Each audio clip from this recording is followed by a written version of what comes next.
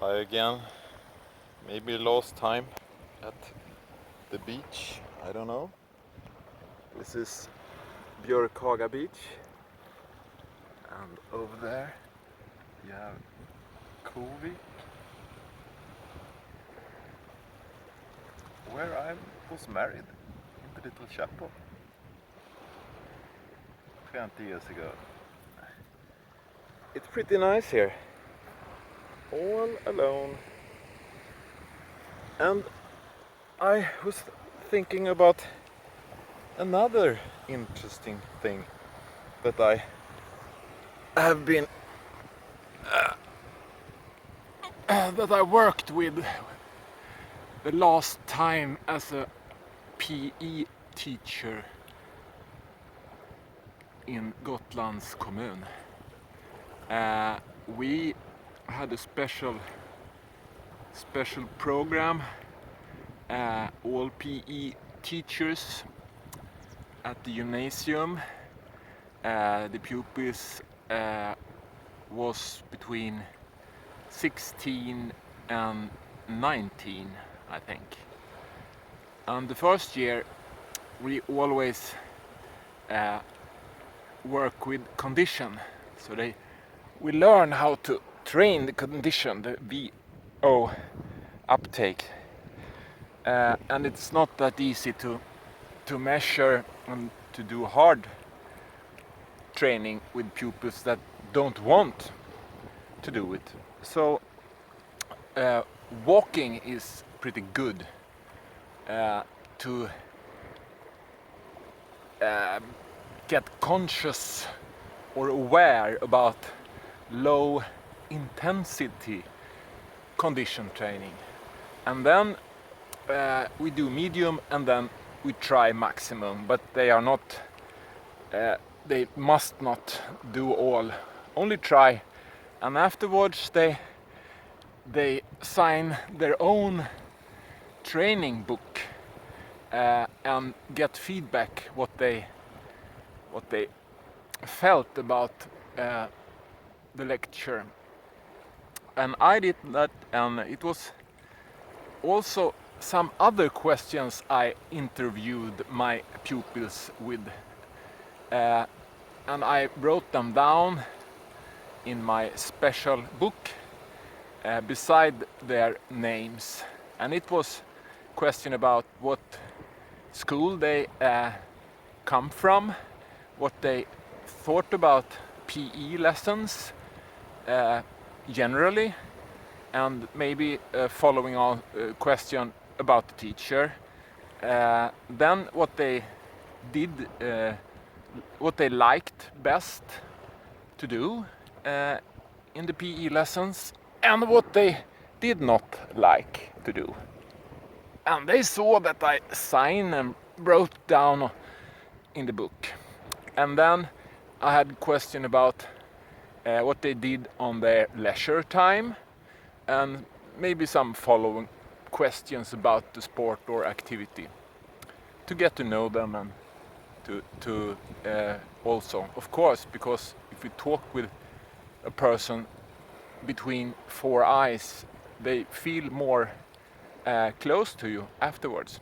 And after that question about training on their leisure time, I had a question about if they had some injury or ate some medicine that will be a problem in PE class. And the last one was about what grade they had as a goal, because I know that it's very important with goals. If you have a goal, it's much easier to get it. And then when I start looking at all the results after the walking low intensity, and I saw that very many of the pupils that ate ADHD medicine, Concerta or Ritalina, had very high pulse. And I thought that was interesting. How come that so many pupils had so high pulse when they was just walking? Normally, average pupil had maybe 100 or 120 beats per minute in heart rate. But all the pupils that had ate Ritalin or Concerta had 40 to 60 beats per minute higher, and two of the pupils had almost 200 in heart rate. And that was very, very interesting. One of the girls that had 200 in heart rate, she went to the doctor and was concerned about it. And the doctor only said, "Oh, it's your genes, nothing to be worried about." And that was very interesting, I think. And we must be very, very worried about this result. Nothing was written about this in the paper. I tried to talk with the newspaper. I called British Bensler, who's the head chief of Region Gotland, and she was also concerned, and she consulted all the chiefs in the hospital to have a meeting about this.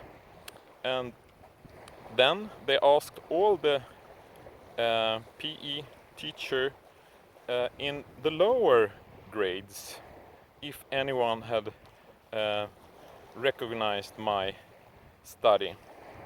And it was one that had done it. But then nothing happens. Nothing at all. And we are here on Gotland, have more pupils that eat Concerta or Ritalina than no other place in Sweden. So we are the best in this.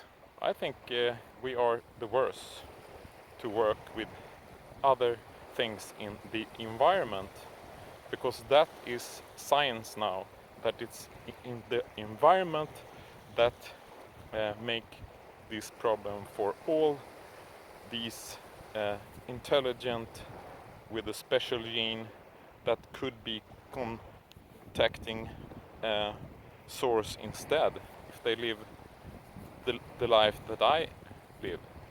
And how many inventions could not be done? Oh, Jesus Christ.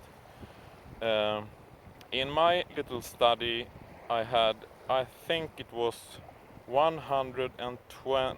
almost 120 pupils in the first grade, and it was, if I can remember right, there was around 25 that ate Concerta or Ritalina. But ask British Bensler. I sent her mail and she knows everything, and the hospital chiefs also, I promise. Have a nice day. Bye bye.